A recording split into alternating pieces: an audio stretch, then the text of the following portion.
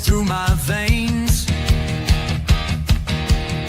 On the pitch where the glory remains,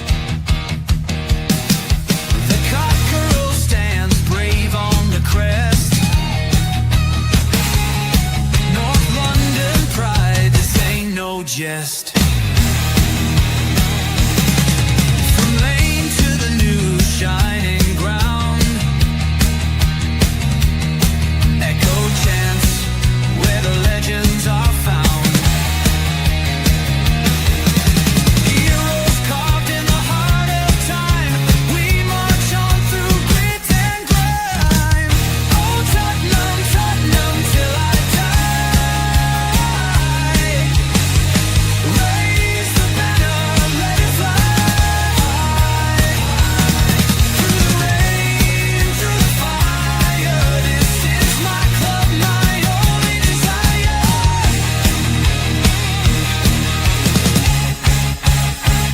Oh Tottenham, Tottenham till I die. Raise the banner, let it fly.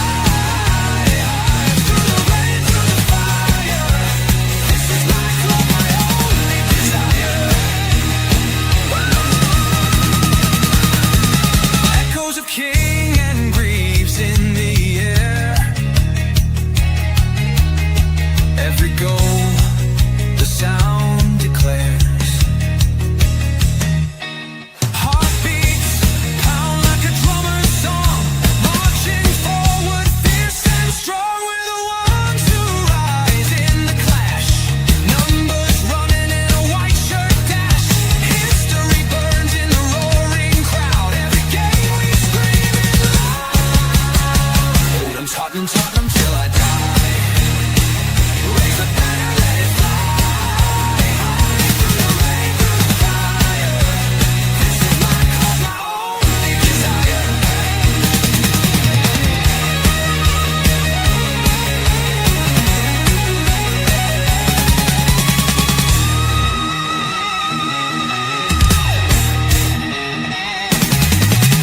We're the ones who rise in the clash.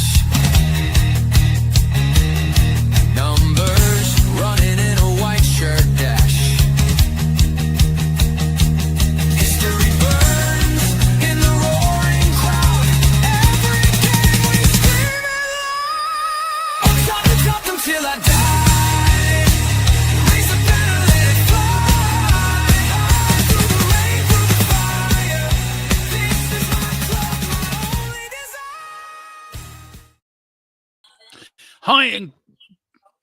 Hi and good evening and welcome to THFC Till We Die. I actually got it right this time because I kept calling it Till I Die, and it's not Till I Die anymore, it's Till We Die. Good evening, welcome. This is the show, the post-match show. Who is to blame? I think we can blame everyone from Doris the Tea Lady to I don't know, the bloody postman that gets the post wrong every week. Because joining me on this stream of Who's to Blame and is the one and only. He is a legend already on the sport on the channel. He is a legend already. He is. He's gaining legend. He's become a legend quicker than I become a legend. And I'm not a legend. He is. It is the one and only Steve, the Tottenham fan. How are you doing, Steve? I've got to think of a nickname for you. I can't call you Steve Otron.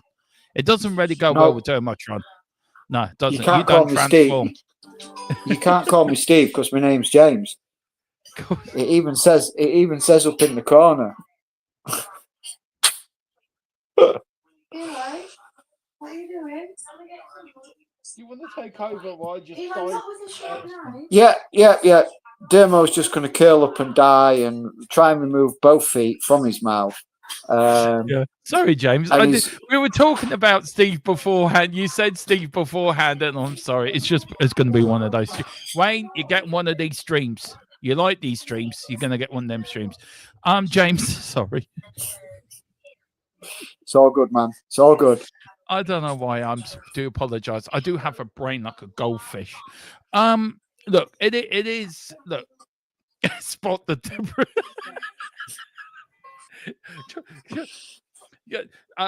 You can see what's going in the chat. Like one of us speaks American. The other one speaks good proper Yorkshire.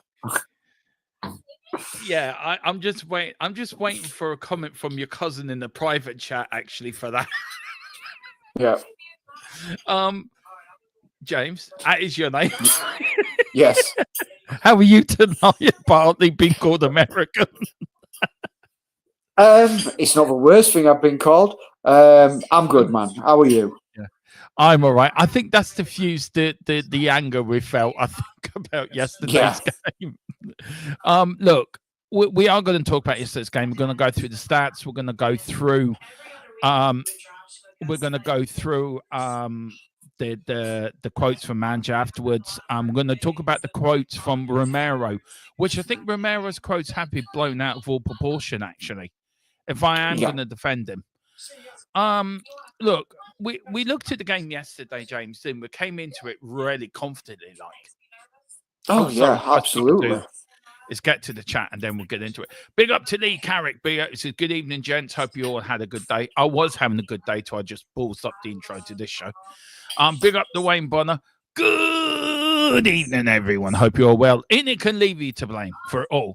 The way they run the club, the decisions they make, and the problem, especially transfers. Spot on. Absolutely spot on. Can't argue with him. No, you can't. Wayne saying hello to Lee and Lee saying hello to Wayne. Big up to Dan Davenport. The current board and Ange are to blame. The players have to take responsibility as well. We are going to get onto that question. Big up to Lee. Lee sees Wayne. Not bad. All talking to other. Big up to Giant Net 68. Is it Giant? Yeah, it is Giant 68. Yeah. Big up.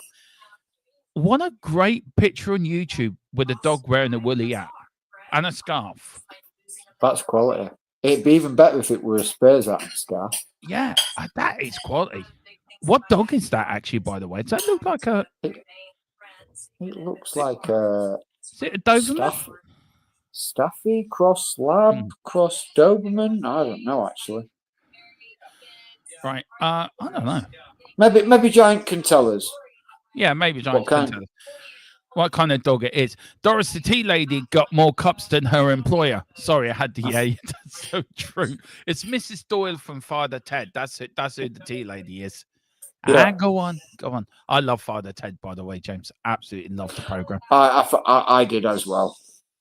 I did. Go on, Father. Go on, Father. Go on. Piss off. Right, Wayne Bonner. I'm all goodly, taking it easy and being a lazy prick. There you go. There goes the monetization within 5 minutes. Well done. Spot the deliberate mistake time. This is them having a go at me now. Big up, Mr. Brady. How are you? I hope you're feeling calmer after yesterday. I did speak to you. I enjoyed your conversation. And don't worry, on Friday, we have to return the Dermot's Democratic Rants, me and Philip's political channel, where we put the worlds to right.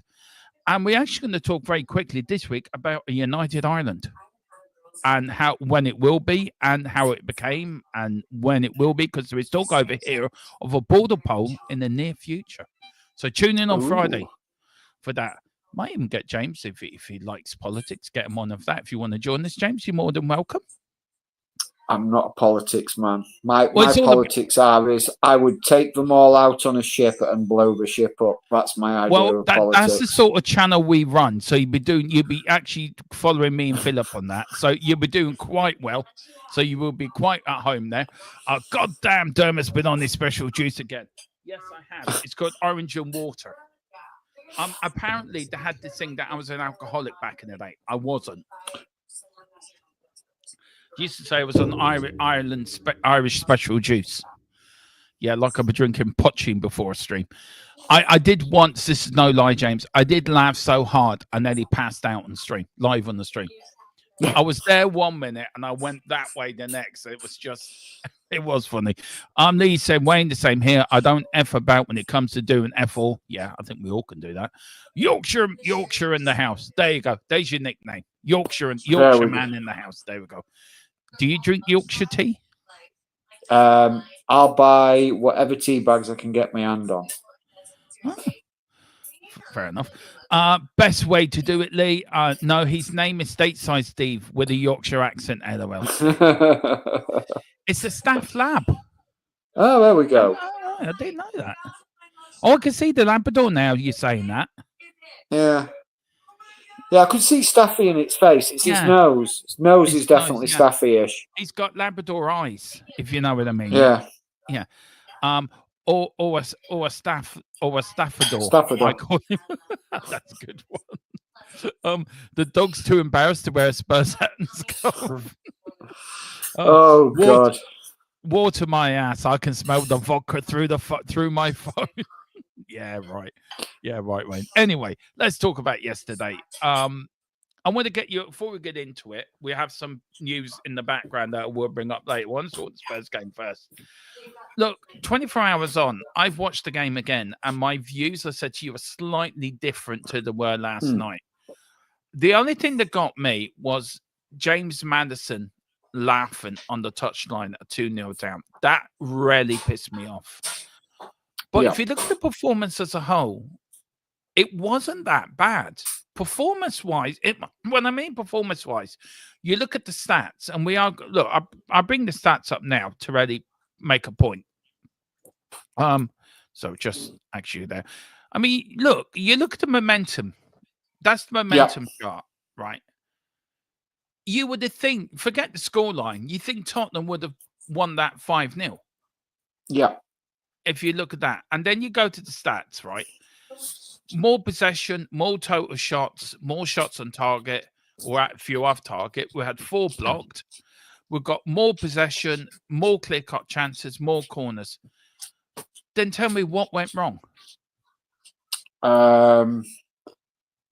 Individual errors and a shit goalkeeper. Yeah, he was quite poor yesterday, to be fair. I think you summed it up perfectly yesterday in the full-time show. Was for the second goal, he looked like a banana flying through the sky. That kind of summed it up perfectly. Yeah. So yeah, look, there was a lot of individual errors that cost. I mean, look, the first goal was unlucky. It took a wicked deflection off Bentancur's hamstring and sort of probably moved the ball in a way that Vicario wasn't expecting. The second goal, I've got to put all on him. And I don't know what it is. Some games you think, I watch him and he looks really comfortable, really confident. And I think this kid is a quality goalkeeper. I mean, there's other games like last night and many times throughout the season before he got injured, after he came back from his injury. And it just looks shaky. Yeah. And I think with Vicario is it's a lot to do with his probably his own confidence. And if he makes a mistake, I think it knocks him then for the game. It's like his head disappears where the sun doesn't shine. And he gets too inside his own head during a game, and he then looks nervy and shaky, and then makes more mistakes because he's overthinking everything. Yeah. I mean, we've got a few. Wayne said, did James just compare Vicario to Banana Man? That was me yesterday, by the way. I compared him to a Banana Man last night. I don't know what compelled me to say, actually. I think because it was all in yellow, and I just thought a Banana Man came into my head. But he did look like him. He definitely looked like him. I mean, look at the first goal, right? That first goal was so avoidable. If Kulu had done his job properly and marked Anderson properly, if you can't help a deflection, it's just one of those things. But was Kulu up front? Porro put the header out. Was Kulu up fault for not looking where his man was? Was that just lapse of concentration? Yes. Yeah. Definitely. I mean, I mean, we'll talk about it later, but I don't know if you've seen the post-match interview with Kulu at all. No, I haven't. So I mean, I've watched it. I've watched his post-match interview, and we'll dive into it. He was not a happy camper at all, and to be honest, the things that he said, I agree with him 100%. And like I say, we'll dive into that a little bit later on when we start dissecting everything a little bit more. But yeah, the post match. If anybody hasn't watched it yet, I highly recommend watching it because I actually look. He's rusty from coming back from his foot injury, but I have the utmost respect for him from what he actually said during his post match. Yeah. Yeah, no, I agree with you. Look, I did read somewhere he was calling out the board yesterday as well. Yes, that was all in his post match. Yeah, and he's not the first. Actually, so I just wanted to get. Why is that not working? Sorry, I'm trying to do something and it's not working. There we go. That's working. I'll give up. I'll give fucking up now. Is he right to call out the board? Because he's called them out the board. Romero's called out the board. I think James Madison in his all weights called out the board. Yeah. Lee Ange hasn't. Are these players right to do that? I think it's instead of taking responsibility for their own performances. I think some of it is. I think it's. I don't think it's that they're not taking responsibility because they can take the responsibility themselves and they can look at themselves. They have to go home. They have to look at themselves in the mirror, and then they have to turn around and say, "Did I give my all in that game? Did I bust a gut? Did I leave 100% out on that field?" And they can only answer those questions themselves. What I think with certainly the team calling out the board on. I think it's dawning on them, on the players, of how little support they have from the upper echelons of the club. And, like, they can... Last season, prime example, when Ange came in and we kicked on under him, when we got him and he kicked on, and we moved up the table and things were going great and thinking there was no discontent about the board or anything like that.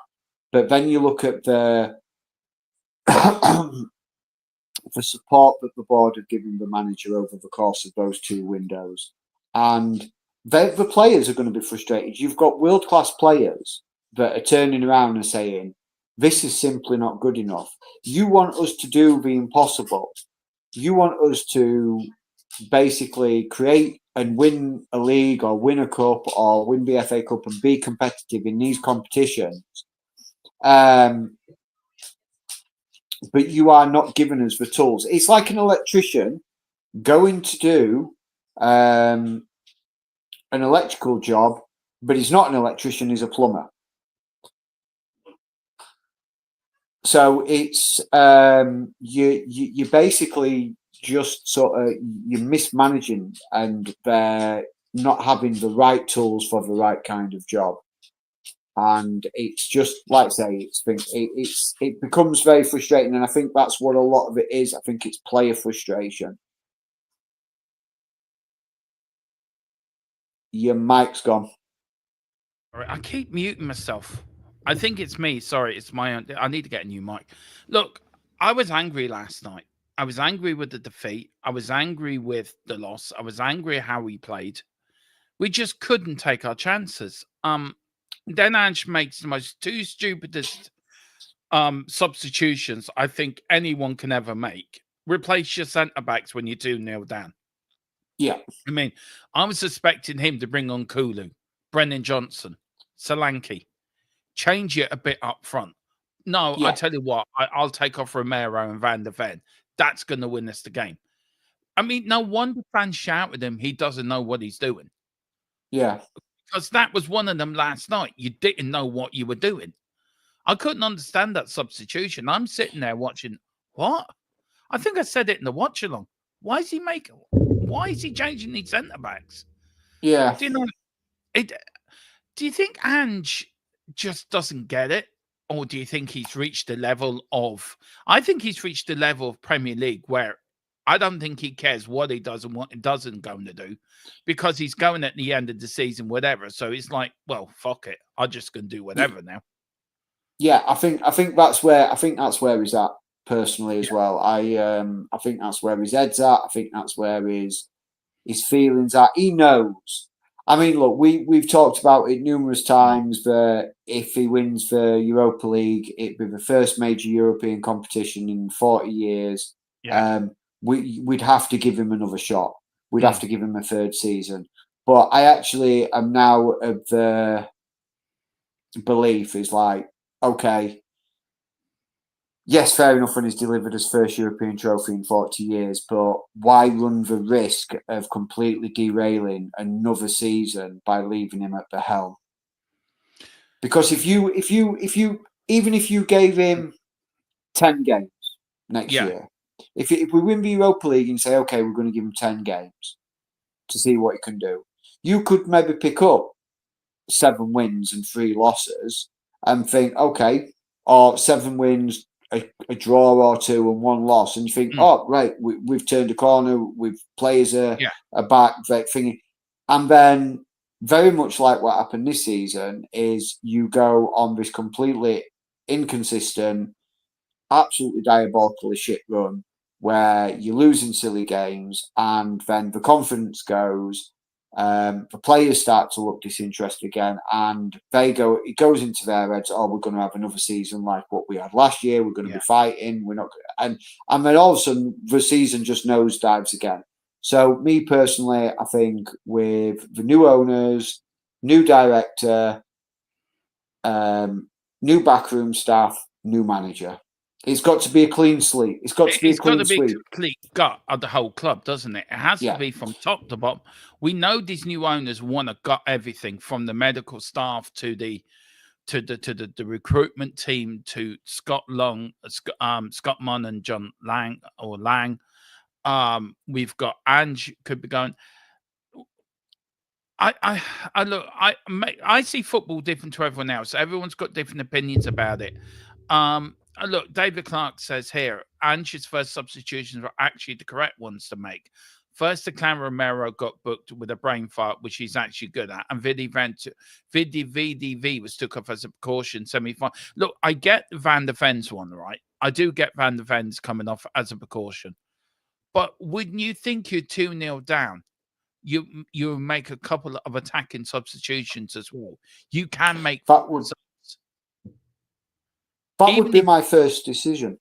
Yeah, even if it's like Joe says here. Joe says it was pre-planned to give them half a game. Well, look, even if it was pre-planned, you still got make 4 substitutions. So you take off, I don't know. I know Richie scored, but you take off Richie, put him on the wing, put Solanke through the middle, and then you put you move Kulu into the middle. Yeah. You got James Maddison on the pitch, who he could have brought on last night. Brendan Johnson for me didn't do anything when he came on. So, I get it's pre-planned. I get it, and Joe does make a good point. Forest weren't attacking in second half. We had no score. We did, but we didn't. It's all right scoring 1 goal, but we had enough chances to win that game handsomely, but we didn't take our chances. Is this down again to our transfer window just biting us in the arse, but not buying a proper striker? Yeah, 100%. I mean, like I say, we've discussed it many times, and I've made my feelings clear about Dom Solanke. Yes, he's a good striker. He's a good striker. Is he a world-class striker that's going to get you 20-plus goals every season? Absolutely not. He's not that man.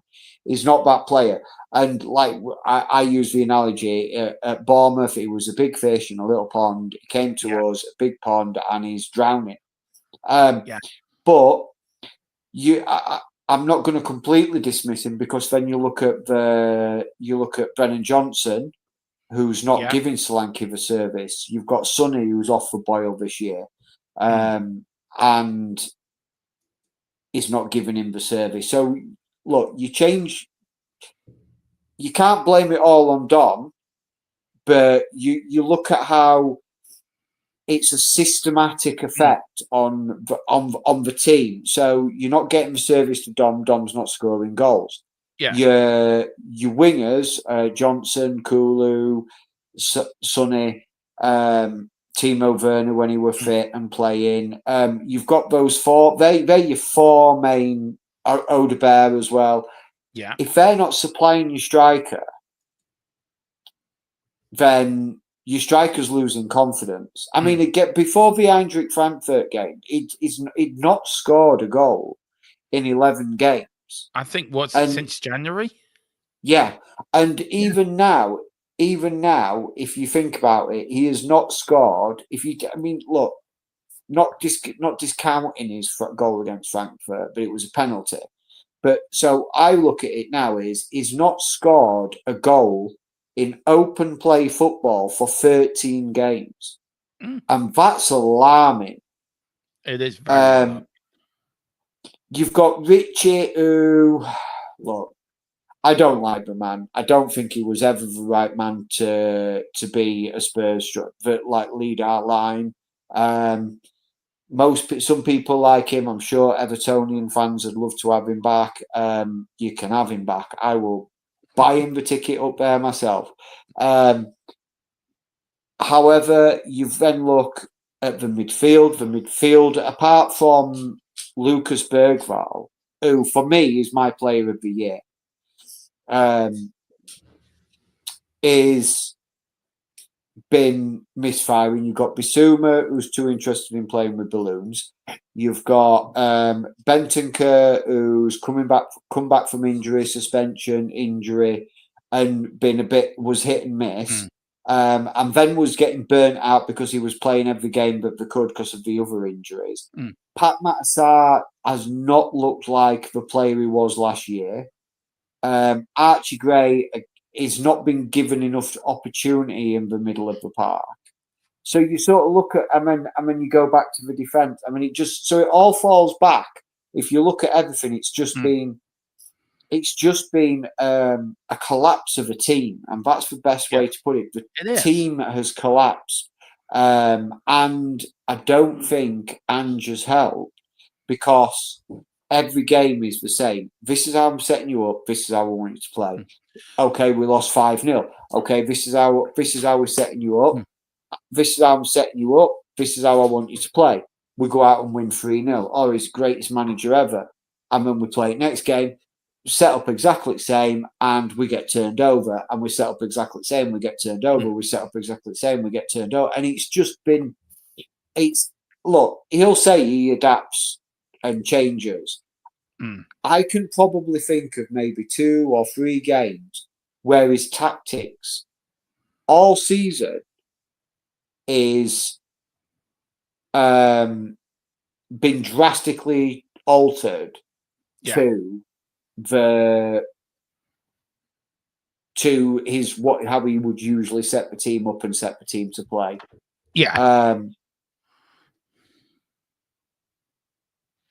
So I think he's a bit too rigid in his management, and he needs to be able to adapt. Look. Go on, sorry. No, go on. You're gone. Go on. I'll let you finish. It was just like, all I was thinking was, to me, is there's times when you can go to a club and go full bore and go on the attack and try and demoralize a team by overwhelming them. But there is also times when, okay, you're 2-1 up, and it's about managing the game. And okay, how do we, with 15 minutes away, they're starting to get back into the game. How do I manage this team to make sure that we're not dropping 2 points and drawing, or dropping 3 points and losing? And I think it's his inability to see how the game's unfolding in front of him sometimes, because he stands there like a statue on the side of the pitch. And so is he looking, or is he just staring off into space and dreaming about Mrs. Postecoglou? Yeah, I get it. I just want to answer this by Joe, right? He says we had enough chances to score, but you're blaming the defender subs. I am blaming the defender subs, because we've got no midweek game. We've got 7 days between now and Liverpool. You could play the games for 90 minutes, get more fit. They haven't played a lot of games this season, by the way. Romero thinks they played 17 games this season in the Premier League. Yeah. I think Romero's 14 or 15 games this season. So you could play them. You can play them full. You played them a full against Fulham, against Wolves. Yeah. So why not last time? And we had, I think, didn't we have the game? We had the Europa. We had the quarterfinal after Wolves, didn't we? Yeah. So we played Wolves. Well, we had the first leg, then we had Wolves, and then it was the second leg. But didn't he play them through the second? I think he played Van de Ven for the whole 90 minutes, I think, or off the top of my head. But where against Wolves or against Frankfurt? Wolves, against Wolves. Yeah, he played full 90. Yeah. So if you're 2-0 down, your obligation is to change it up front if it's not working, to get them chances, to get somebody on the pitch that's going to score you the goals. Yes, Richie got one late on, because it does go on and say his second point was, I think it was of Tottenham, which I'll bring up in a minute. But for me, I don't agree with it. It doesn't matter if you disagree with me or I don't agree with you. It's not what I would have done as a manager. I would have changed it up front. Them players are fit enough to play a whole 90 minutes. And as I said, we don't have a game in midweek. We've got to wait another 7 days. We did the same thing again before the international break. We had no game for 10 days, and he makes 6 or 7 changes. He rests players that doesn't need to be rested. Yeah. And it just boggles my mind that, okay, we bring on Ben Davies and Danso. But you need to change it up front. Then on 50th, 60th minute, they change it up front.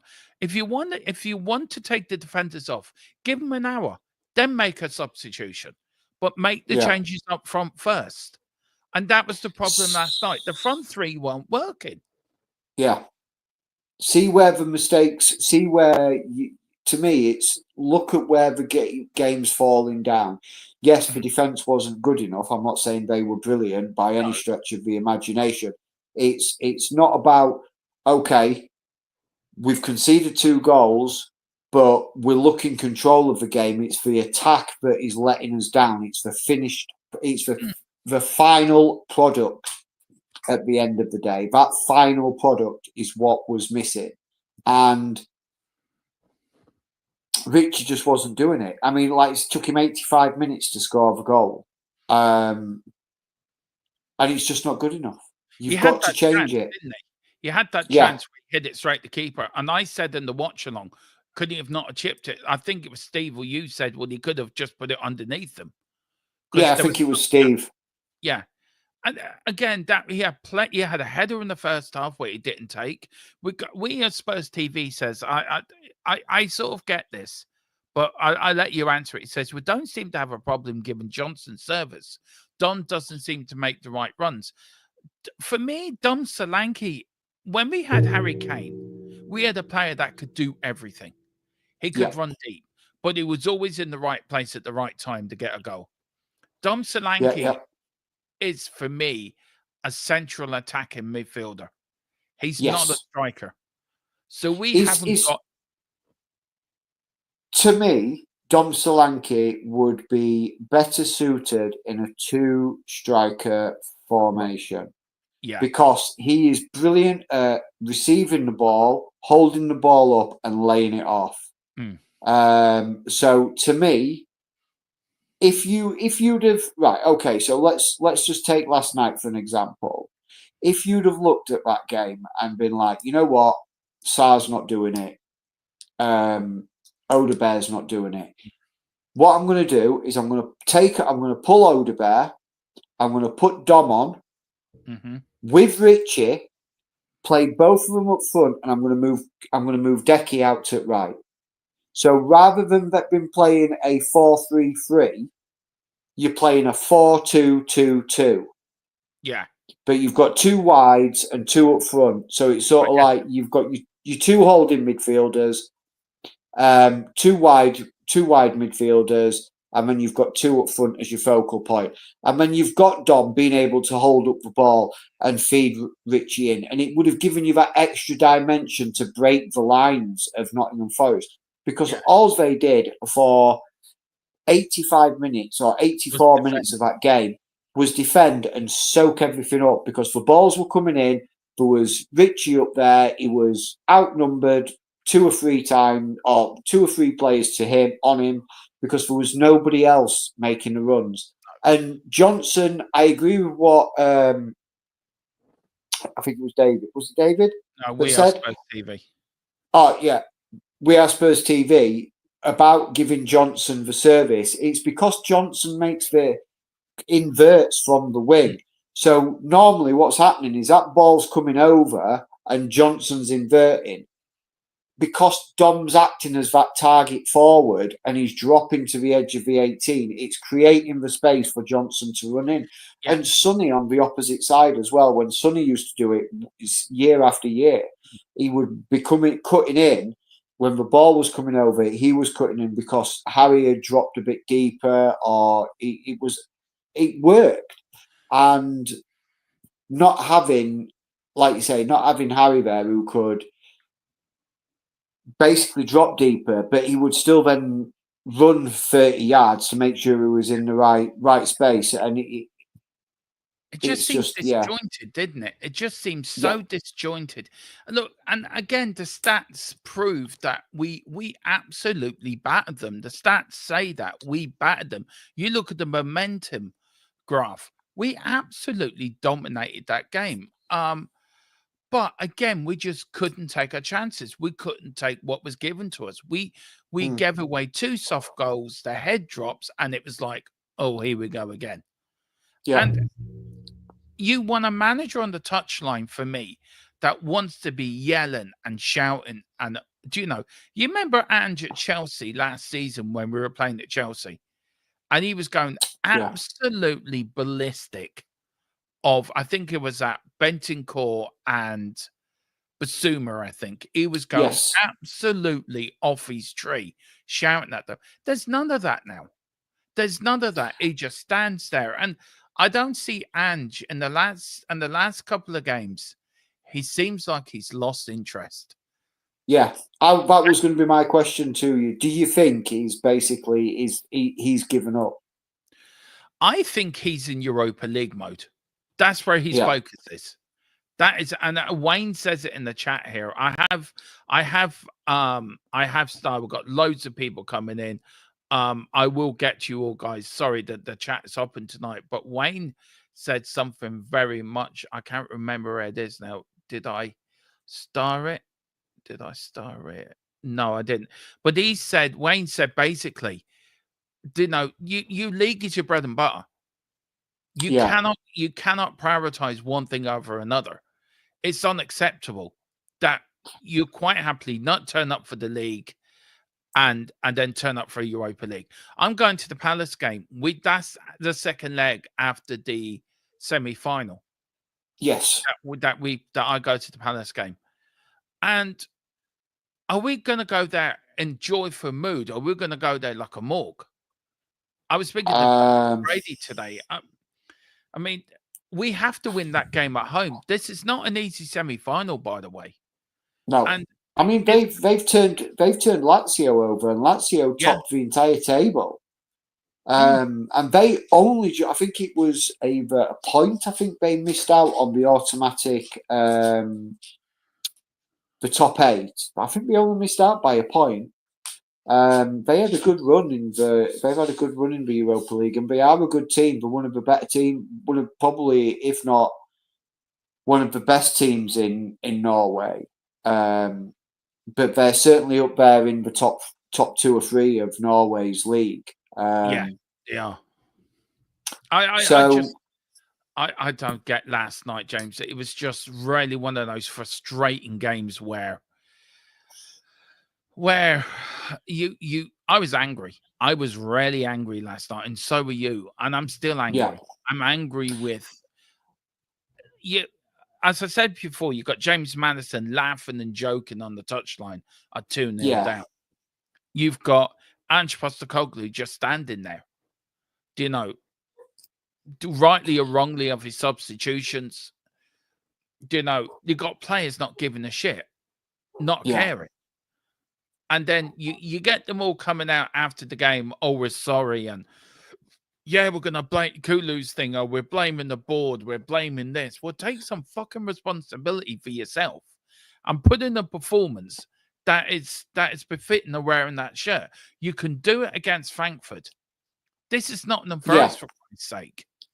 It's not like we're playing Man City. We can go up to Man City and blow them away 4-0. But we can't beat Leicester. We can't beat Crystal Palace. We can't beat Ipswich. We can't beat Nottingham Forest. Please tell me, what is it? Is it the mindset that we can't do 2 games a week? Is that a problem? That these players can only do 1 game a week? So I'll tell you what, let's fuck off the Premier League and let's just concentrate in Europe.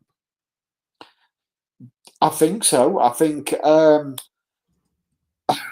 look, I'm not going to say it's down to the injuries, but I think the injuries that we sustained derailed us to a point where we didn't know how to get back to winning ways and get back to consistent playing. And I think that's also got to lie. I mean, look, the players themselves have got to be accountable. You can't say it's all the board's fault. It's not all the board's fault, but the board don't help when they don't back the manager. Yeah, and then you can say then it's the manager's fault for not going and demanding more from the board, and then going to his players and saying, look, I'm doing my best to get us more, to get back up, to get us recruitment. We're not getting it. I need you guys to give me 150, 200% for the rest of the season. And we'll see where the dust lies at the end of the season. Look, I would have taken being knocked out of the Europa League, finished in 10th in the league, still with all the injuries, but if they show the desire and the passion and some pride for wearing our shirt, and for the 60-odd thousand fans that turn up week in, week out for them at home, and every away game, the numbers that we take away, it to me, it just makes no sense how they are just not turning up. And I read out a text last night saying the crowd was silent. You could hear the Forest fans. I see. Can I find the quote? It was a text actually from Colin. Colin sent it to me. Right. Okay, where is it? I will go back and find it because it was. Yeah, here we go. Can either hear Forest fans? Our fans have been silenced. The whole team looked uncoached, no patterns of play or style anymore. I'm speechless. Yeah. And that's from a fan at the game. Yeah. I said it 3 or 4 times. The stadium looked half empty. Only 59,000 there last night. Yeah. So are fans starting to vote with their feet a little bit now, do you think? I think they're getting tired. I mean, when you think about the cost of the ticket to go see us play, and look, I would love to be able to afford to go to every home game. Don't get me wrong. I would, if I could, I would. But it's not financially possible. And there are some of our fans that go and they go to games and they are witness to that kind of performance. The witness to the Wolves game. Then you go and see the Frankfurt game and say, oh, right, okay, we can play well again. And it rejigs that bit of passion. And then they come to tip up for the Forest game thinking, okay, if we turn up even 90% of what we did against Frankfurt, we're going to be good here and we're going to turn Forest over.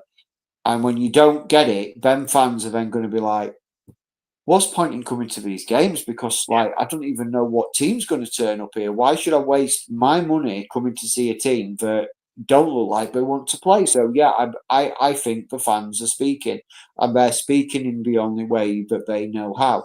in Would they be? they're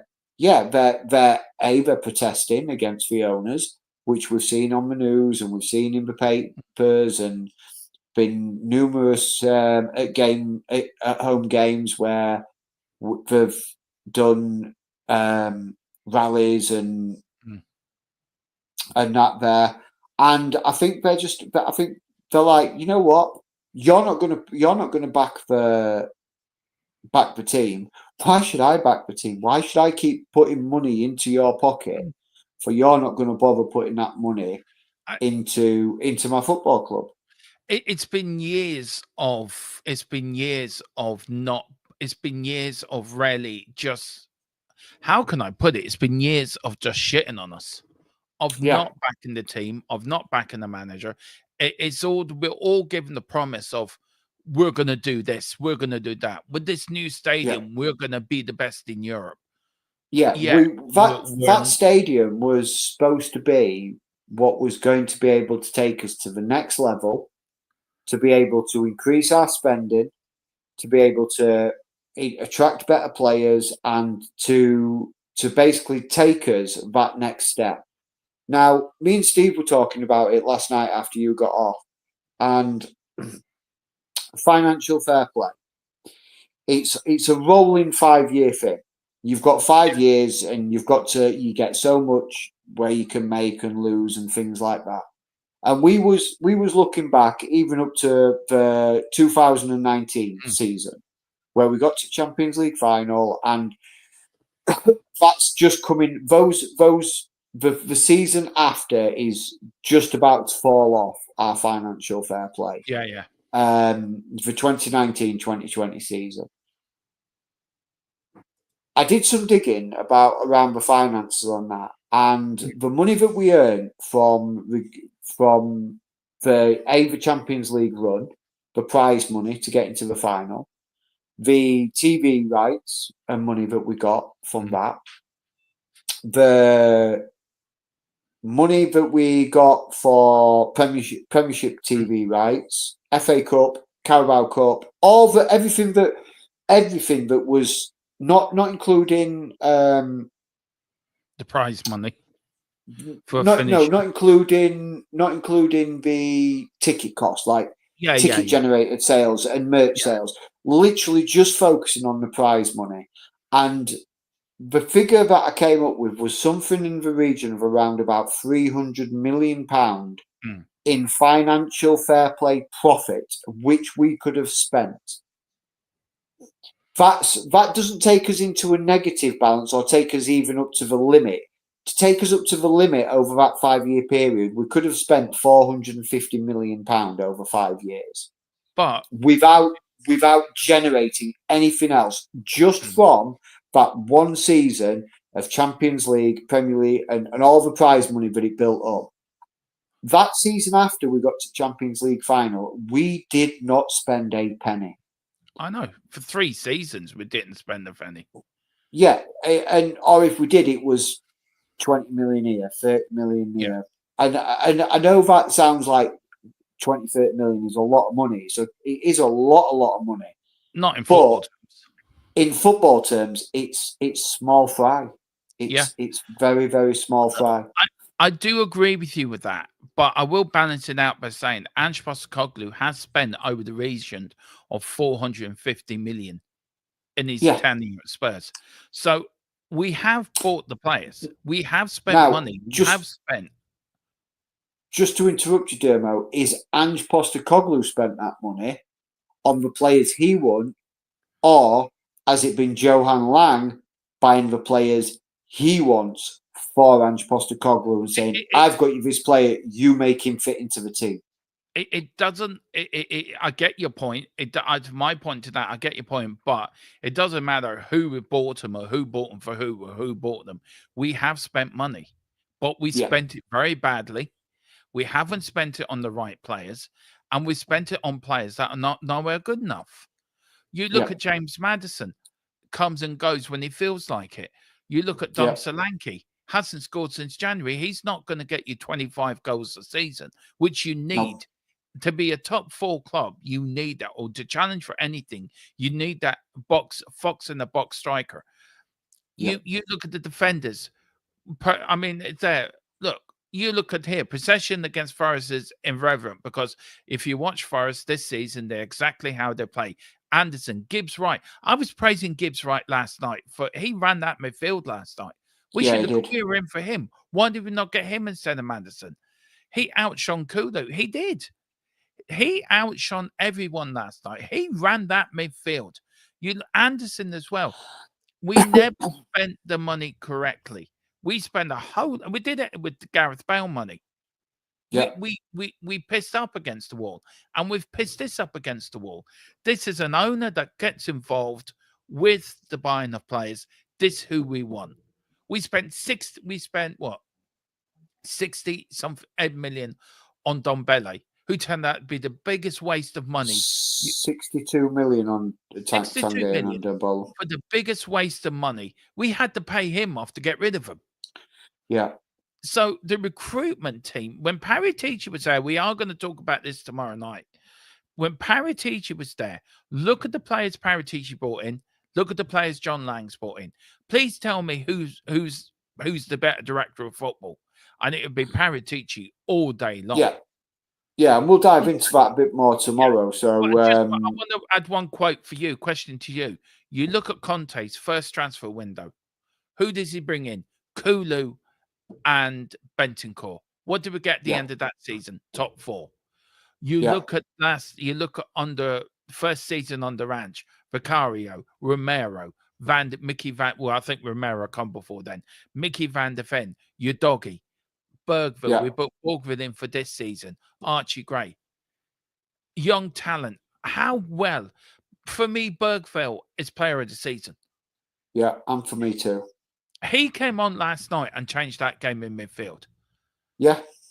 Because he plays with desire, because he plays with passion, because he's young, and all he's bothered about is he wants to play football, and he wants to play football at the highest level he can be. He doesn't care about how much money's going into his bank account at the moment. He is 19 years old and wants to play football at the biggest level he can. And look, would it surprise me that come the summer transfer window, there are not reports coming out that someone is eyeing up a 30, 40, 50 million pound bid for Bergville. It's worth way more than that. Yeah. But it would not surprise me if them sort of figures. And it would also not surprise me if Daniel Levy doesn't turn around and go, well, if you give it 70, you can have it. Well, look, as we know, hopefully Daniel Levy won't be in charge to do that decision. And we know, we know that. Look, Joe's comment here, and I think he's coming with a different point of view. It's at this stage of the season, with only the Europa League to play for, we'll finish 16th or 17th in the league. Why not prioritise the league? I don't care. The Premier League's your bread and butter. That is where you make your money. That is where you make your transfer money, by finishing high you can in the league. It's your bread and butter. I don't want to finish 17th. We could have got up to 13th last night. Imagine winning that last night. You're in 13th place. That gives a morale boost to the players. You're going to Liverpool, where we never win. I mean, the last time we won there, Moses was a baby parting the Red Sea. I mean, that shows we don't win there very often. No. And look, and what's really going to sort of piss me off a bit, Liverpool can win the league on Sunday. And fair play to them. They've been the best league team in the league this season, the most consistent team in the league season, and fair play to them. They win the league. But I want to go up there and then players put on a performance and pray for the shirt. I can take losing. I rarely can. No team has a divine right to win every game. No team. Unless you're the Invincibles, and then you got a good squad of players that went unbeaten, or teams in the past gone unbeaten. But we don't have a divine right to win every game. But what I won't accept is players turning up and not giving their all. I'm not trying. If you were to try and you lose, but you've given your all, you can walk off the pitch. You said, I left everything on that pitch. I can Yeah. accept losing. I think we all could. Yeah, And because then you see that the players have fought, and we've just been in regards to that respect. Is if those players walk off the pitch and they've given 100%, and all 11 on the pitch have given 100%, not 2 or 3, all 11 have given 100%, and you lose. Then you walk off the pitch and you say, you know what, we were just unlucky. We busted ourselves in that game, and it just weren't our day. And that is football. Anybody can beat anybody in football. Yeah.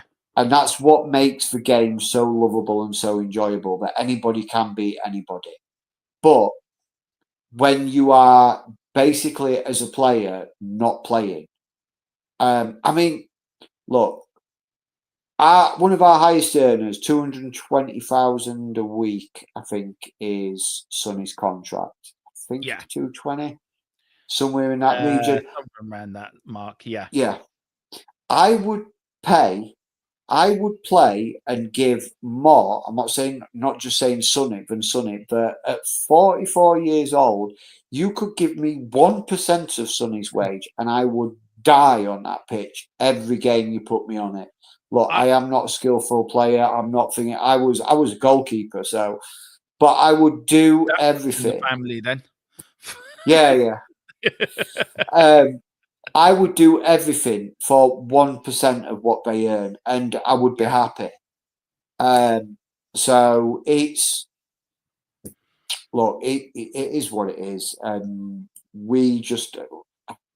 Me and Steve said it last night. Next year will be. I feel like bloody Del Boy Trotter, and I said it last night on the stream with Steve. I feel like Del Boy Trotter when I say it is next year. Next year will be our year. We'll be millionaires next year, but we will be a better team next year. And I actually do think of it, because I know what's coming. I do believe we will be a better team next year. I've 43 years supporting this club, and there's people in the chat that have supported Tottenham longer than me, right? And I've seen teams in the past, even in the 90s, on the Jerry Francis or Ozzy Ardiles or George Graham. They were shit times, but them players gave 110% every game. Yeah. We finished mid-table, but them players gave it all. Even in the early years on the Glenn Hoddle or Randy Ramos, them team gave it everything. Yeah. It's like as the wages have got higher and the money's got higher, the desire goes from the players. Like we don't have to try because we're still going to get a 300 grand a week or whatever. Yeah. And you look at players, you look at players like at Southampton or Ipswich. Them players have busted the gut this season. Yeah. Yeah, they've got relegated, but they've busted the gut. We bust the gut in the Europa League and we get to the Premier League. It doesn't matter. This is at home, for Christ's sake. This is in front of our home fans. And I listen to Talk Sport a lot. I listen to Jim White and Simon Jordan in the morning. Love the show, love listening to it. Simon Jordan, I don't agree with all the time. But he made a very valid point this morning where he turned around and he said, basically, it's not good enough. It is nowhere good enough. You can't keep doing this. And you can keep turning up and not putting in performances when you want to. You have to do it game in, game out. So my question to you is that a coach? We said it last night in the watch along, I think to you as well. You can blame Ange, but what the hell the coach is doing?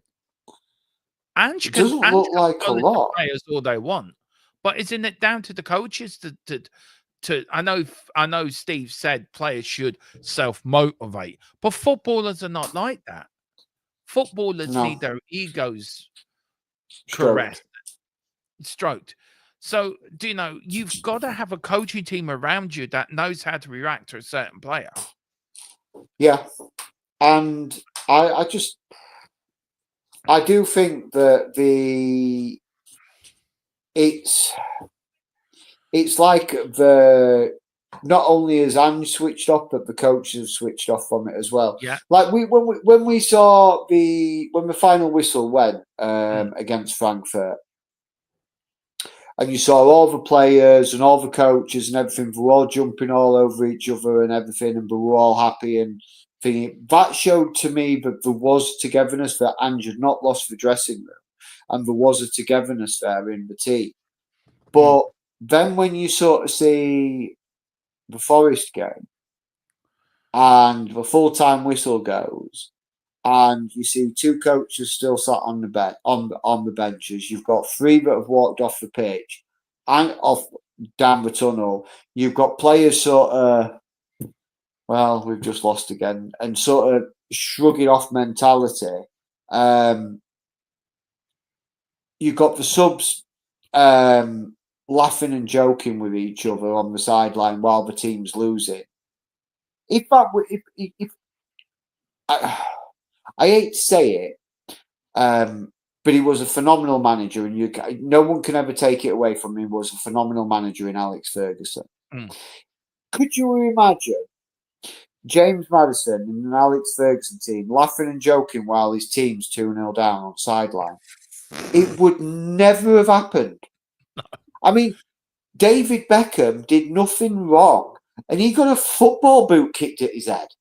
Accidentally, apparently. Yeah, accidentally. Apparently accidentally.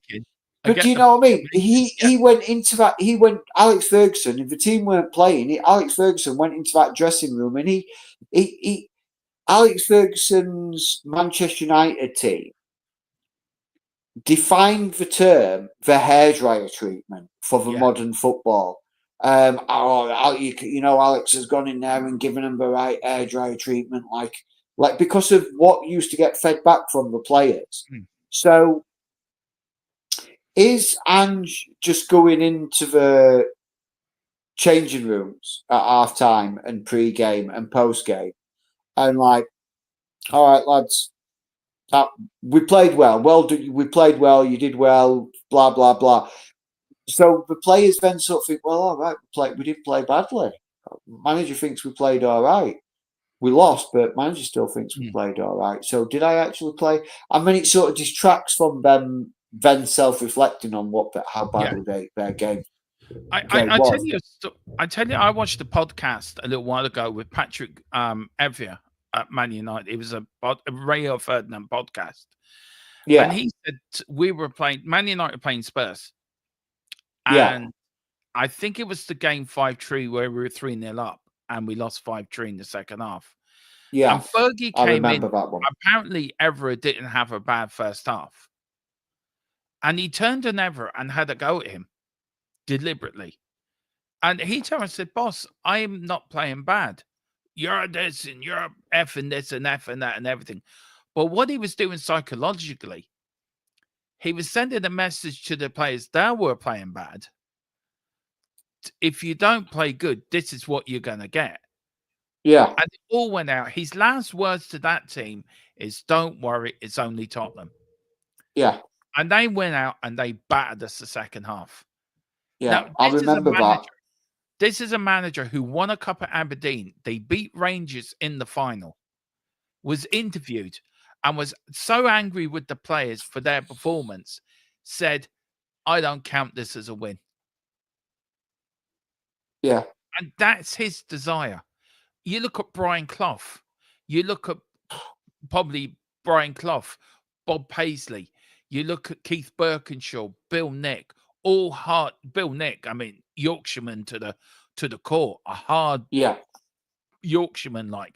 You look at Keith Birkinshaw, another Yorkshireman.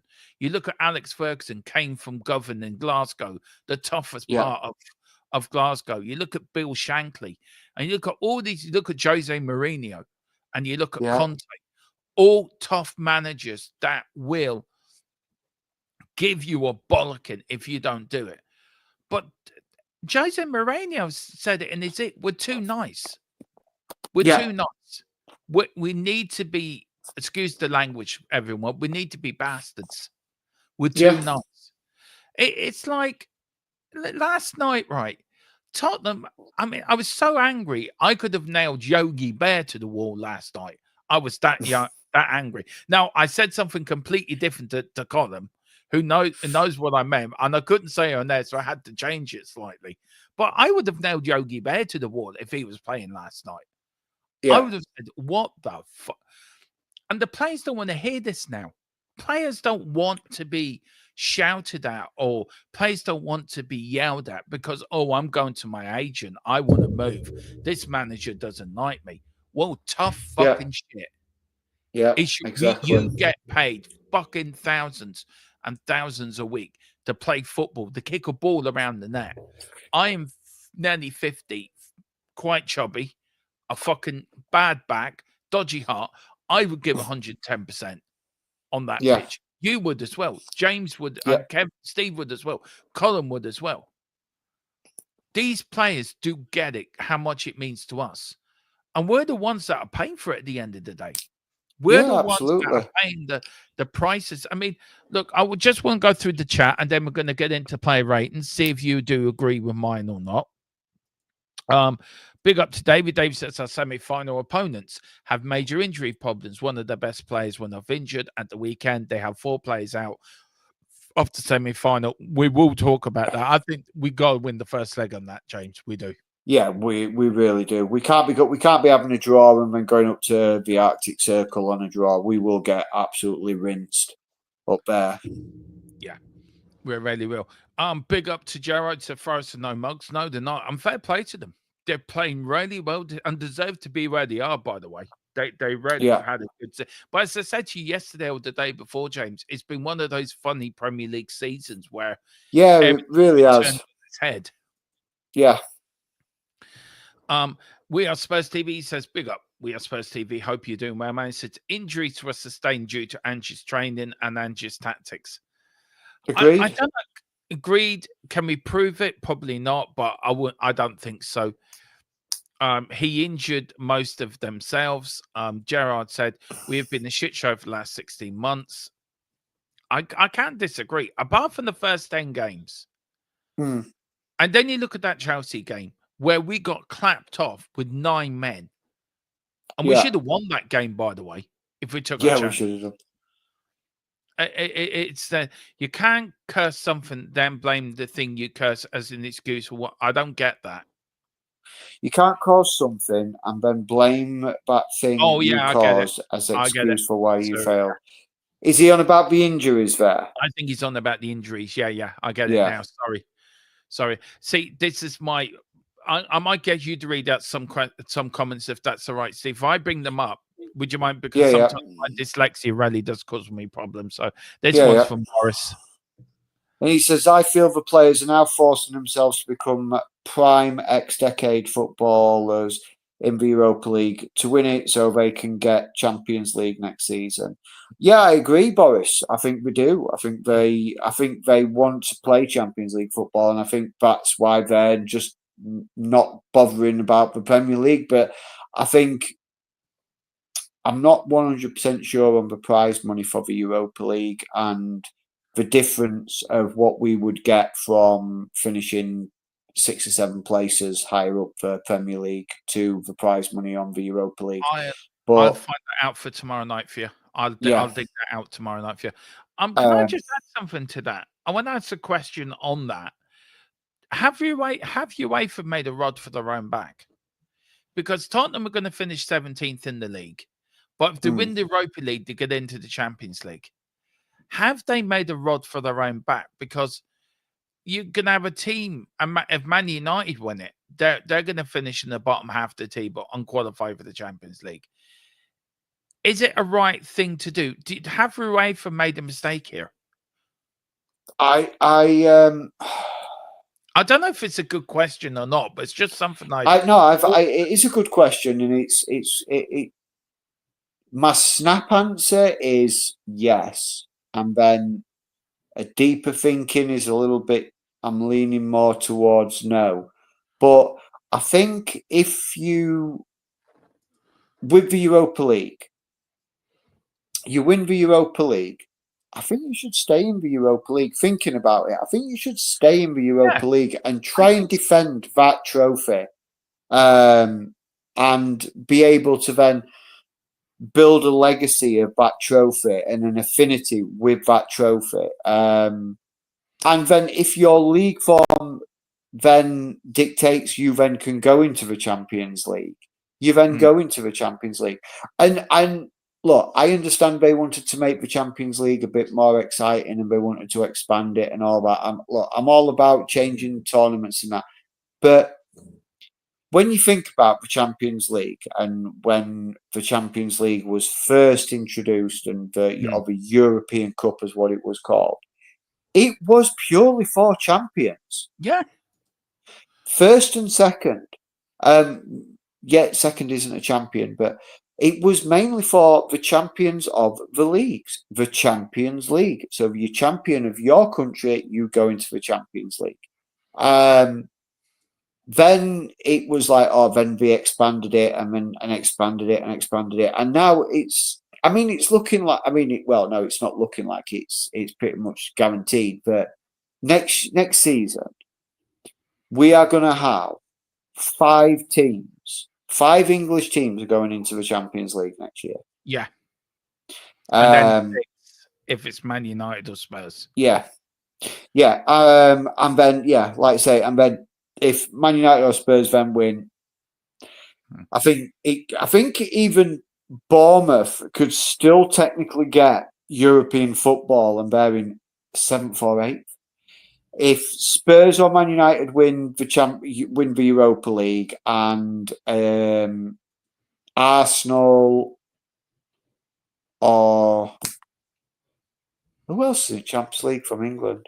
No, just Arsenal. Is it just Arsenal now? Yeah, because Villa lost to PSG in the quarterfinals. Yes. So either if Arsenal win the Champions League, I'll find out.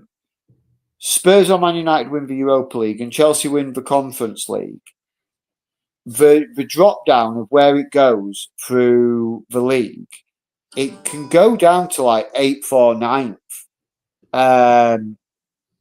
in the league. So it's Bournemouth could still technically get European football in 8th or 9th, which is crazy. It is. When I think about it. It is. I'm sorry, we're so far behind on the chat. Sorry, but no, it's just a question I asked because it was talked on. Simon Jordan made the point today that the Champions League is too much of a carrot. That I don't think they should get that. I think if you win the Europa League, you stay in the Europa League. I think also the Champions League should be top 4, should be top 2. You win the league, you go into the Champions League. You finish second, you go into a playoff. And if you don't win that playoff, you drop down into the Europa League. I feel this is all a Super League. This is a Super League in disguise. It's UEFA's way of trying to keep the clubs from doing what they want, and they just pander to them. They just pandered what they wanted. Boris has got it here. The league phase win €450,000, and then the league phase draws as 150,000. It says that's the prize money for the Europa League. Wayne says all UEFA and FIFA care about is money. I could not agree more. Could it be 7 if Arsenal win it too? It would be 7. No, it can't be because Arsenal already holding a Champions League place anyway. So would that Champions League place then drop down another place then? No, it doesn't. It does basically. No, it doesn't. No, you're right. So if Arsenal win the Champions League, they forfeit the spot in they forfeit their league Champions League spot, but it doesn't drop down. I think that's right. Let me. I'm going to check this now. I'm going to have to check it because I don't want to be giving wrong information. If Arsenal win the Champions League, how many English clubs will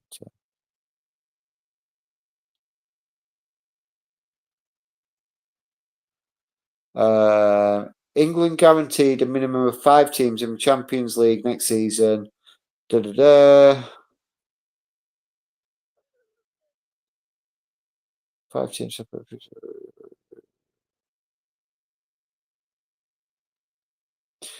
It tells you here.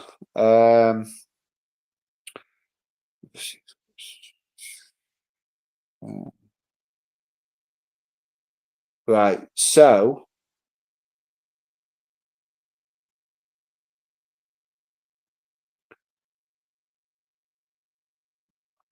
how many teams? So it could be 7. It could be 7. It could go to 7. Dermo. If Arsenal win the Champions League, then yes, it will drop down one more. And then if Spurs or Man United win the Europa League, they go in and they go into the Champions League as well. So, but it has to be that Arsenal win the Champions League. Yeah, Mike's gone again.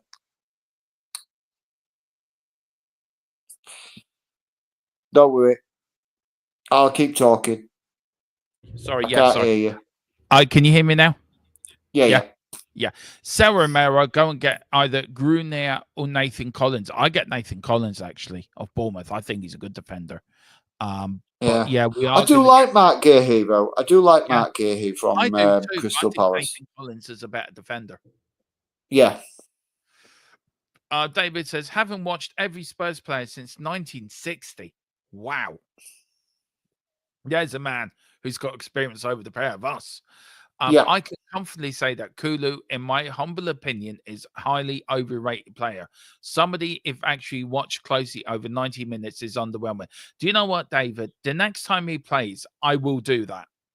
Okay, I will watch him closely. I think me and James will both do that. We'll watch him closely and we'll give our honest opinions on that. So, do you know, I love this channel because everyone brings in their own opinion and every opinion in here is respected and we will be answering. I don't care if you're Ange in, Ange out, Levy in, Levy out, or you support another club. You're welcome into this channel. And that's what I love. That's what I wanted this channel to bring. Big up to Chin Wang Spurs. Big up Chin Wang.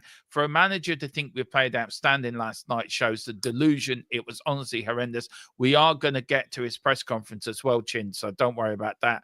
And he also goes on to say Romero should not play again for us this season. He doesn't want to be here. So many words. He said it. Get him out. I think this over the press conference, which I have got the whole his whole thing actually out. I know we will dissect it. How much are they paying per year, the same repayments? Gerard, I will find out for you tomorrow night. Either me and Steve will look that up for you for tomorrow night because that is one of the questions. Right, Derma, I argue with that the Premier League is pretty much a super league. I'd argue, this is from Rebel, big up Rebel, from MUFC Spotlight. It says, Derma, I'd argue that the Premier League is pretty much a super league as it stands now, given that spending power of the newly promoted sides is almost as big as some of the bigger sides. Look, I think that's a different show in itself, the Premier League and the money and the is it the biggest league in the world and how it's run. I think in itself, that's a different stream. And I think that would be a good topic to go on, especially with the Man City news when that does come out. What does the Premier League do then? So we are going to go down that road. There is no drop down if Arsenal win the Champions League. And what when they did to change it, that dropped down. Well, James just giving it spot on for you now. Well, the system is making our best players look shit because this Ange Ball system just is pure chaos. Yeah. I want to say something about Ange Postecoglou, right? Oh. Is that it? Is that the I tell you one thing, you're a fucking genius. You are a fucking excuse me, you are a genius. This is why I like working with this man. He can multitask. I can. This is what Yorkshire men do. They can multitask. Irish men can't, sort of. We can, but we can put a baton on, have a pint at the same time. That's multitasking. Yeah. In a way. It's for. Are you serious? 4.17 million per month. Yeah. Is that the repayments on the loan? Yeah, that's the repayment on the stadium. Spurs pays approximately £4.17 million each month on stadium repayments, totaling almost £50 million per year. This includes both loan, interest, and principal payments. While matchday income is significant, the stadium repayments are still a substantial financial burden, as noted by Off the Pitch. Look, for me, I give credit where credit's due with Daniel Levy because he did get us the best repayment deal going. Yeah. To be fair to him, if you look at Man United and their debacle, Yeah. I mean, I would put it out there, guys, and this is the question for you, and maybe think about it, but we will do this show. Who has been the better owners, Levy or the Glazers? And I think you would have to say all the mistakes Enoch have made, they have been better owners. Yeah. But look, that's a discussion for another day. Now, look, I want to talk about Ange Postecoglou because we did get something from my source this evening. We're going in for some Spurs news, which is a new feature. It will be done. Newsbeat is coming back, by the way. Newsbeat is coming back. I love doing Newsbeat. Where it is? Where is it now? Where did I put it? Okay. We've got Matt Law from the Daily Telegraph has put this out. Ange Postecoglou is heading towards the Tottenham Hotspur exit, whether his team wins the Europa League or not. But what I want to look at, this is our last 5 games in the Premier League. Yes. Now, any other manager, that's sackable. I'm sorry, that's just sackable. That makes me feel sick just looking at that. I'm sorry.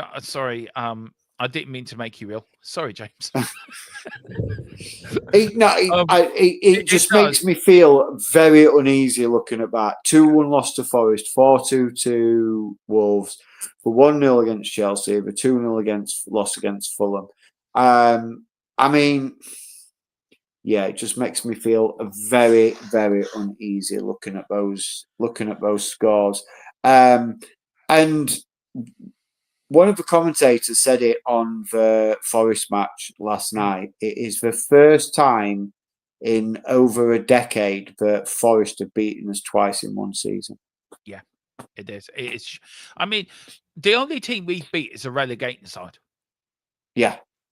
And look, Fulham, and this is the point I'm making this, right? Fulham, 10 days before a international break, the game before he makes how many changes? You look at Chelsea, a game really from the get-go, we nearly went 1-0 down within 10 seconds of that game. Didn't play well at all, lost 1-0. I hate losing to Chelsea. Then suddenly, of all teams, we turn up against Southampton because it's Southampton, and everyone beats Southampton anyway. Yeah. Then we get the Wolves. We've reached the Europa League. In the middle of Europa League, he makes mass changes, and we lose that. And we concede after 55 seconds. Yeah. Last night, there isn't another game for 7 days. Makes mass changes. We concede within 5 minutes. If this was any other manager, he'd be out the door. One win at the last 5 is not good. No. I mean, I will check tonight or tomorrow. I will have a graphic of his last 20 games. And it doesn't make for good reading. It really doesn't. Look, I want to go into the play ratings very quickly. This is the play ratings. Now, I thought I watched the game again and I thought very hard and long about this. This took me a long time to put together. And when I looked at the game again, I looked at it more with calm eyes. And I looked at it with the idea of, right, I'm going to look like this as a normal football fan. So I'm going to take me being a Spurs fan out of it. this is what I give. I give Vicario a 4. I give Porro a 7. Romero a 6. Van der Ven a 6. Spencer 7. Saar, Bentoncourt, Kulu, Odegaard a 7. I give Richie an 8. He did score, so I'll give him an 8. And Tell, he did try, a 7.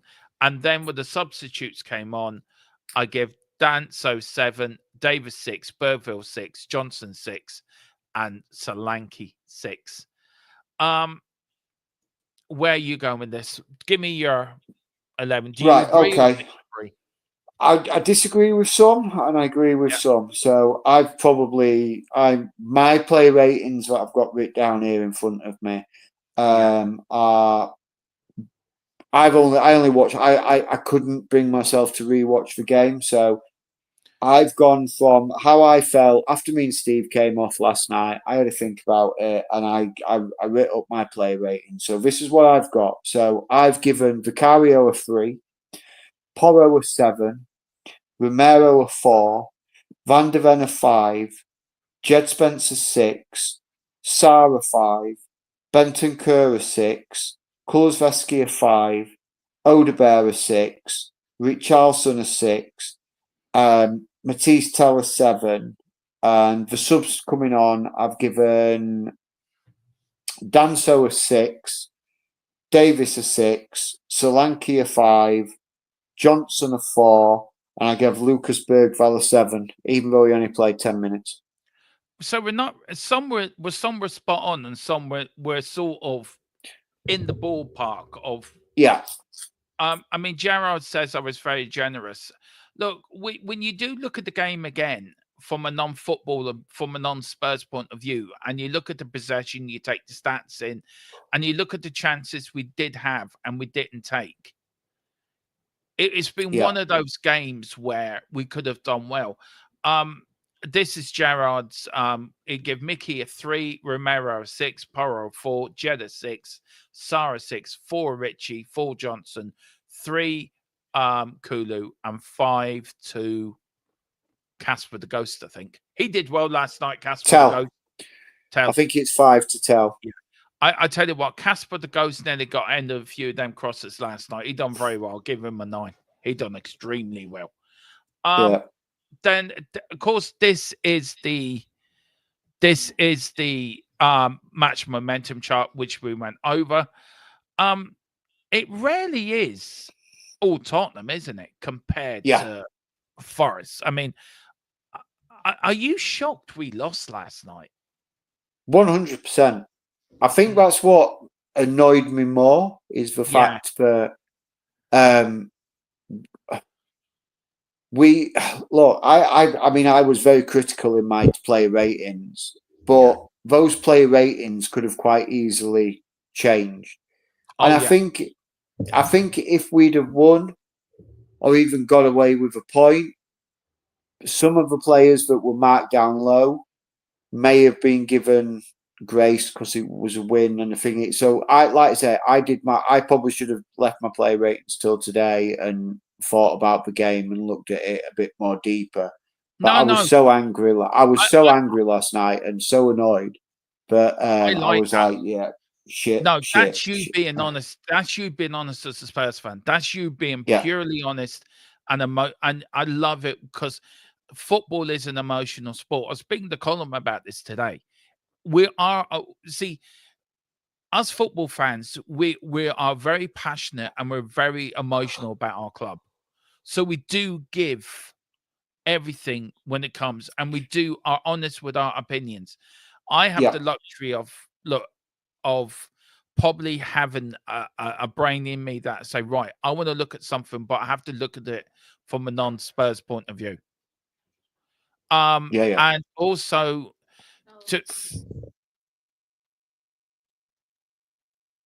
just to take that. Sorry, that's all right. I'll just waffle on for a little minute here. No, it's back down. Fine. Sorry, I wanted that. Sorry, I'm back. Sorry, it's just that my missus was talking, so I had to mute myself. Sorry. I just want to finish it. Ask you a question. Actually, this one going from. As football fans, have we a right to be emotional about our club? And do you feel fans today are too logical? And I mean logical, I mean Spock. Like, if you're a big Star Trek fan, I'm a big Trekkie. So you look at Spock. Spock is logical. He doesn't Yeah. deal with emotion. So Mm. are we the last of a dying breed of football fans where some are not emotional as others, that they're the ones that come out with the more sense? Or is it us emotional fans that come out with the more sense? Do you know what I'm getting at? It's a question I've Yeah. been in my head for a while. So what's your view on that? Look, I see the argument on both sides on that one. With regards to the emotional side and the non-emotional side. I think if I was going to be honest with myself, I would have to say probably the more emotional fan tends to know the club and not better, but I think they give a more honest opinion, because when you've got emotion into it, when you bring emotion into it, like last night, I mean, if I'd have thought about it, and I'm looking at you look back at it as a try to look at it, the game from a non-Spurs view, and your player ratings adjusted for that. Some of them are similar, like say, but when it's just based on pure emotion of how you feel that your club is doing, it kind of it gives a sort of a broader spectrum. Yeah, Like I've got no when I go to work tomorrow, and when I went to work today, and some of the inmates and some of the lads and some of the people I work with, they turned around and said, "Oh, your boys were shocking last night. You were crap and blah blah blah. Or Spurs lost again. I see last night. This is what would game like." And I give them then my honest opinion of like, look, there were times when we played well, and there were times we were diabolical, and some of them players, and that's the emotion that drives that. I get it. I get that. Whereas if you're more logical, you tend to think about how a player is as an individual player and not look at it as a team. And you're like, oh, but Romero's a quality centre back. Van de Ven, quality centre back. He just had a bad day. And you sort of make excuses for the players yourself. Yeah, I get it. I get that. I mean, look, I'm as emotional. You saw what I was like yesterday. You saw. And I was rarely angry with that. And I was angry, and I had a right to be angry. And that's me being who I am. That's me being emotional. But running this channel and putting shows I have to put together, I have to give a balanced point of view. Yeah. I come on here, I go ranting and raving, effing this player, effing that player. I have to be balanced in my opinion, so the viewers that are watching us can make their own view for themselves. Yeah. It's a balance where it's a very hard balance to strike, because you can go too much one way or too much the other. And in the watch along, you're going to get proper emotion from me. I will be emotional. I went mental when we scored. And I've been cursing the players, all game. We scored. I go absolutely mental. I saw you go mental as well in the background, by the way, which had me on to go mental right when we scored.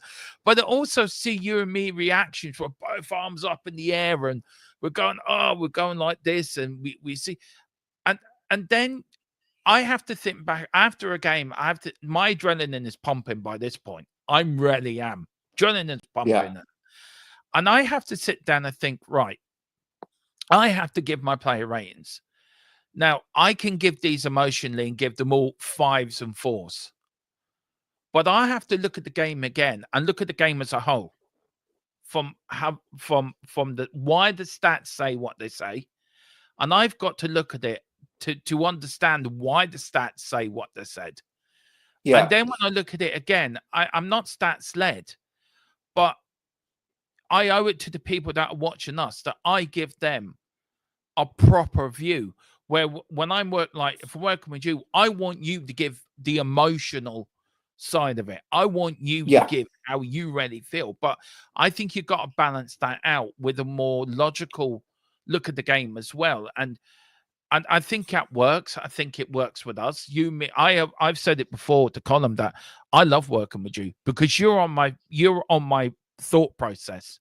You know exactly where I'm going with it and what I'm thinking. And I think if you can balance it out for people are smart enough to make their own decisions at the end of the day. And are smart enough to think, well, do you know what? I think James was right in what he said. Or do you know what? Something Dermo said was right. And what James said. And come to a conclusion. We could stay on this stream and bash the team completely. And bash of course we could. But is that what people want to hear? Probably not. And no, because then you just become naysayers then all the time. Yeah, exactly. Oh, well, I'm not gonna listen to them tear my team down again. I'm not gonna listen to them tear my team down. But if you can give a balanced view, we're gonna be like, well, actually, yeah, he's right, babe. They did play crap, or he's right, babe, and like his performance were off the boil, or he weren't up to scratch, and. Or they might then hear us say, oh, well, actually, like me and you both in agreement with Lucas Bergvall being our player of the year. Now, there may be a few 100,000 Spurs fans out there that won't agree that Bergvall's our player of the season, and they might think Johnson's the player of the season. I mean, they might need the heads testing. I'm a massive Johnson fan, by the way. So, yeah, he's in my second place. I need my head testing, I think. Yeah. No, but what I'm saying is, but I agree. I mean, I will give my emotional view on everything because I am a very emotional supporter of Spurs. I've experienced the highs of seeing us lift trophies, and I've experienced the lows of barely surviving relegation and the team being ripped to pieces and being the laughing stock of so many different fans as well. Like, oh yeah, Spurs are going to balls it up again. Spurs are all Spurs here, and that really gets my. I do. Hate it with a passion. Grinds my bones and boils my piss to an extent where it's like, hang on a second. Yeah, how many other teams have gone longer than what we've gone without winning a trophy? There's more teams than just us that have fluffed their lines and have been longer without a trophy, and it gets to a point where that really grates on me that's a term that other teams use. Oh, it's just Spurs. It does. Gerard says, Dermo, where's the Brighton gas man? He didn't play. He was too busy playing with the balloons, I think. And then, how much will we get for Brighton's fraud, Dermo? I think I'd be quite happy with 20 balloons, a bottle of helium, and a pack of. And a packet of 4-pack of Snickers. What are you going for? I'd take a half-eaten, out-of-date Greg's sandwich, and I'd snap your hand off. Believe me, you get good stuff out of Greg's when they close. I'll tell you why afterwards, but I have experience of that. Just very quickly on press on Angie's, and then we've got a bit of news, and then we've got the latest odds on the next manager. So I want to get people's thoughts on this. He said it was another game we lost. We shouldn't have lose. Well, no shit, Sherlock. It's been part of our season where things really difficult for ourselves in key moments. Concentration, giving away poor goals. It's a shame because our football was outstanding. Really. We're totally dominated. I don't know what game you were watching, the game, but it's another unacceptable loss. He does go on to say, Postecoglou totally dominated by an unacceptable. He says, I don't need to say anything to the fans. Really? How about sorry? Yeah, It's too many losses. I know that they clearly wouldn't be happy. Oh no, me and Steve, me and James here, we're absolutely having the ball. We're yeah. popping champagne corks and everything. We're living the dream, man. I Um, were doing cartwheels when we lost. oh yeah, you are. Cause I know you are. I can see that. But it's neither am I or the players. Really, I don't believe that. It's something we need to accept responsibility for. That we're falling short the standards we have. Well, Ange, can I just say one thing? You are so right in the last bit. You are falling so short.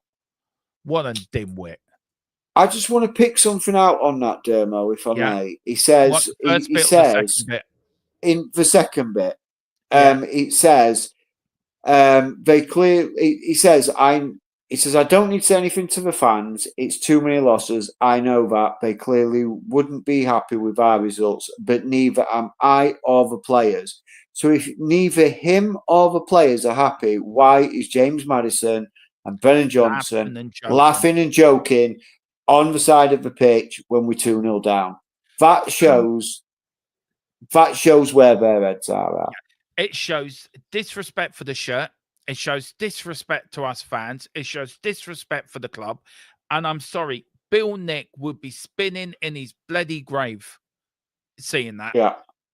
I would any player under any you can imagine them laughing under Conte or Mourinho. Yeah. You wouldn't do it. You look at Keith Birkinshaw, the players of the 80s. They must be pulling their Yeah. hairs out. Yeah. What I would do is have a committee. If when the new owners come in, have a committee of ex-Spurs players and have Steve Perriman, Graham Roberts, Gary Mabbott, Mickey, what's his name? Mickey Hazard. Mickey Hazard, Yeah. Ledley King, Robbie Keane. Yeah. Players that will pride with that shirt and have them as a link between the manager, the director of football, and the board. Yeah. They have that at Ajax. That's how they do it at Ajax. Well, why can we not have the same principle at Ajax at Tottenham? It works. But I'm just fed up with it. Now, these are the quotes from Romero. He says there are almost 2 months left of the season. I want to perform at my best. Well, do. And try to finish it in the best way possible, he explained. We are in the semi-final of the Europa League, which is an important step for this club after so many years that it's not reached this stage. After that, we will see. In the end, I would like to win it. It said it depends on many things. The truth is that I haven't spoken with my agent yet, but I'm willing to do anything. My focus is always on growing and looking for new places to continue to develop. But I don't want to talk about that yet because there are a few months left to finish the season. Romero then went on to admit his desire to play in La Liga, a significant claim given the nature of the interest in his services. La Liga is a league I would love to play in. I need to play in because it is the league that I lack to play in every top division, he revealed. Now, very quickly, this last quote. Now, we're not sure if this quote was from yesterday or this quote was from months ago. There's a little bit out there. This could be 3 or 4 months ago, this quote. But The La Liga bit where he says, I'd love to play in La Liga. Now, as far as I'm aware, that was a quote he made back in sort of January, February time, because at the time, I believe it was rumored Real Madrid was interested in him, and they were having a look, and he was asked about. I believe it might have been on the international break. And he was asked by an Argentinian reporter regarding what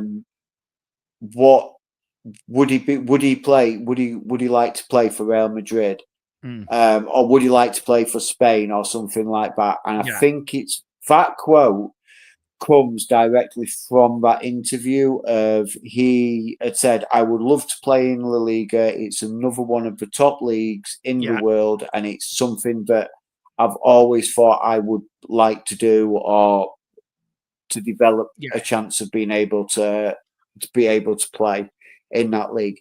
But look, I don't think La Liga's the powerhouse it used to be anymore. I don't think it is. And he's also spoken to Simeone as well, and he has spoken to the Atletico Madrid manager as well. So, look, I agree with you, James. It's not the powerhouse it used to be. Look, we're going to quickly finish off because I know you got to get to bed, and because you got work in the morning, and you can't be late for that. Just a quick question about something. Do they get to watch games? Or do they just listen to it in the radio? No, they can listen to it on the radio, unless it is on TV, on terrestrial TV. They don't. No, they don't get to see games. They don't have radio. Yeah, they don't have. I mean, look, I can tell you very truthful is that a lot of prisons in and around the country and in Britain and in England are like holiday camps, and they have a lot of nice things that I think some everyday people that are really struggling in life would love to have. But there is a very big misconception. I'm sorry. No. It's fine. It's absolutely. I don't mind talking about the job. There's a big misconception of that they have like Sky Sports and Sky TV and everything like that in every single cell. If that is not the case, yeah. Look, don't get me wrong. There are some inmates that do have games consoles, but they have paid for them themselves. It's not something that. But it's not something that the prison supplies. They pay for themselves. If they pay for their own money, they can bring it in and use. No, they can't bring it in because they have to be. They are made specifically for prisons because they cannot have anything that connects to through an internet supply. So they have that taken out. Yes, they have that bit taken out. So if you had like I've got an Xbox. At home, if I ended up on the other side of the door, I couldn't take my Xbox into prison because it has connectivity, and that is something that we do not allow. We're not allowed mobile phones. Through the prison, or is that bought by themselves? Is that done through the prison itself? Yeah, so we have contracts with different companies that supply to us, and it's, believe you me, they are a lot more expensive than what they would be out on the street. And it's a way of prisons making money because it's a business at the end of the day. I suppose today, it makes it interesting. That's why I want you to go onto me and Philip's channel, because I would love to talk more about that, because that's something we're going to talk about in the next few weeks. And you haven't, I would love to actually go on that very quickly. Keep an eye on this was given tonight. Keep an eye on Rashford to Tottenham. Yay or nay for this one for you, James? Depends which Marcus Rashford you're going to get, but I would say nay. I'm going to say yes, because I think there is a player there. And if you get a good manager in, I think you might get the best out of Rashford. Rudu looks set to stay due to his injury. He's not back until October. So Rudu will not be moving in the summer, which is good, I suppose, in one way. If Romero goes, we keep him there. Barcelona planning a summer move for Van de Ven. We have to see. And then Leeds set to open talks to make Solomon a transfer permanent deal. Well, congratulations to Leeds and Burnley last night for getting promoted.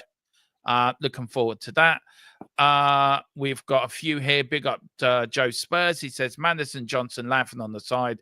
Looks bad. Yeah, I really want to get into that tomorrow night as well, about players as well, James. And we look at players' wages as well. I have all that done. Conference League. If we lose the final, not a nice thought. We're not even going to get that, I don't think. Conference League? Conference League if we lose. We'll check that out, actually. Well, I'll have a look into. Yeah, I'll go on. You. Yeah. No dodgy boxes allowed. No, definitely no.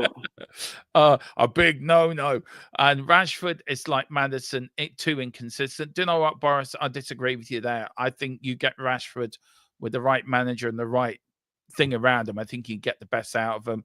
I think Rashford, I think Rashford is his own worst enemy, but you give him the environment where he can just enjoy his football. I think you get the best out of him. And also, Jared, 400 grand a week for Rashford. New owners, I don't think they'll mind paying the money. I don't think they would mind. And then I think that is it. Oh, yeah. And another one is one of our centre backs will leave this summer, but we're not sure yet. We are thinking it could be Romero. City winner. Says City winner. So City have won tonight against Villa. Wow. Wow.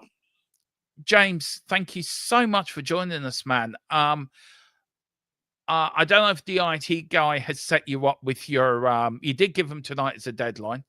Has he Yes, I set did. you up? No, I haven't heard anything from him. Well, okay, then I will send you the login details for our X account so you can talk to James today. We're going to link him into YouTube as well, so you can talk to him on the channel as well. Look, we're going to come up with a couple of new shows. I am thinking of doing a James solo show where he comes on and you ask James.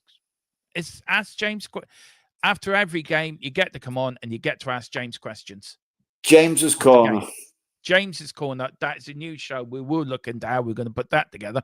We're always looking for new avenues on this show. And we are a few changes very quickly, guys, before we leave. Next summer, next season, we are starting our own build-up show. We're going to do that. Now, we were starting with Tottenham Team Talk. We're now going to start with Tottenham build-up show. So we're going to do that, and then we'll do the watch-along, and then it will be final score after. So there'll be 3 separate shows every build-up. We're going to start that during pre-season. We've got lots of transfer shows this summer coming up with myself, James, and Steve, and maybe me and James will be doing solo stuff as well. And also, I hope James doesn't mind me dropping them in the deep end here. But when I go to Crystal Palace on the 11th, Steve and James will be running the watch along. There you go. Well, I'm in. As long as they give me the link so I can join them live from White Hart Lane, I will do that. We're going to do a lot of stuff over there. If you are going to the game, I will let you know where I am. And so come and meet me there if you haven't met me yet. It'd be lovely to meet all you subscribers from the game. I'm going to try to get round and do as many interviews with Tottenham fans going there as I can. There will be a few blogs. There'll be a travel blog. I'm going to travel my journey over to where we're staying. So we're going to do that. It'll be fun. And also traveling back. There will be 2 shows there. I will be doing the show Friday evening and Saturday evening as well. I'm sharing an apartment with Mr. Irish Hotspur himself, Dave Harris. So David will be there. I think Jack will be joining us as well. I'm sure Steve and James will be joining us as well. I think Colin's going to pop down, hopefully, and see me while I'm down there. So he might even join me live on stream. We might even do it from the pub, which I've always wanted to do, is stream from the pub. So that might be fun. But yeah, we've got plenty of stuff coming up. But yeah, the season's good. Look, let's get to I would really love to get to 1,100 before the end of the season. If we can do that, I really would appreciate it. But James, thank you once again, man, for coming on. I really appreciate your company. I love doing shows with you, man. Like I do with Steve. Thank you. I am so pleased you decided to join the channel. I am as well. You're very good at what you talk about. You know your stuff. You know your shit. And I really am really grateful for you joining, and Steve as well over in Stateside 30. Do you want to say anything before we go, man? No. Well, I could ramble on for another hour about how badly my team is, but I'm not. I'm going to end on a bit more of a positive note. I'm going to say that next year is going to be Spurs' year. Yeah. It's been an absolute pleasure to join you and Steve and the team. You've welcomed me in. I hope that the guys and the ladies who watch the videos appreciate and they're enjoying having me. And I'm just feel so blessed to be able to come do this, and it just Look, even when I'm in the dark days, when like yesterday, I still enjoy coming on. It still puts a smile on my face. I'll come off this tonight and it'll take me another good hour just to settle myself down, because it just gives me such a buzz. And it's just, I just love doing it. And I love being able to talk Spurs. And you, Steve, Colin, or everybody who sends messages on chat, I really, really appreciate you. And I'm so glad I decided to do it. No, I'm glad you did. I'm just surprised Colin took so long to tell you about us, actually. Yeah. Yeah. Yeah. Unfortunately, with the family, it's we don't see much of each other. Like a lot of things, life gets in the way. It does. But on that bombshell, Yes. we're going to leave it there. Come on, you Spurs, in the big cockerel we trust, as always. Come on, you Spurs. Come on, you Spurs. And we've got Liverpool Sunday. Oh, shit. Come on. Can we pull a sickie that day and not watch it? No. Okay. No, we're going to watch it. No, we can't. We're going to watch it and we're going to turn up. 5-0 coming. Yeah. I don't know to who, but 5-0. I've got a feeling on that bombshell. See you later. Bye-bye. Back tomorrow. Lanes are far and wide, with the pride of the fight. On this journey we'll arrive, with our passion burning.